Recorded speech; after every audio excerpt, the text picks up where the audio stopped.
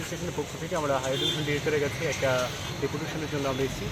আমাদের দাবি যে প্রথমত আমরা সবাই এখানে যোগ্যতা নিয়েই বছর বছর ইন্টারভিউ দিচ্ছি, কিন্তু বছর বছর কেন ইন্টারভিউ দেওয়া?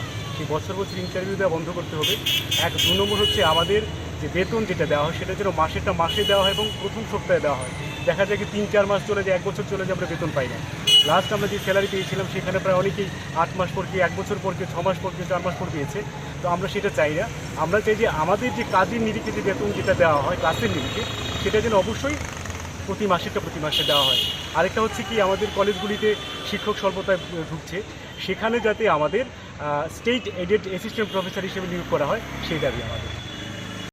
স্যার বললো একটু আগে যে আমাদের যে মানে অনারিয়াম দেওয়া হয় পার ক্লাস 500 প্লাস আমরা এই টাকাটা মাসে মাসে সেটা পাচ্ছি না, সেটা অনেক দিন পর পর মানে খুবই কম ক্লাসের বিনিময়ে আমাদের এই 35,000 40,000 এরকম হচ্ছে, যেটা পার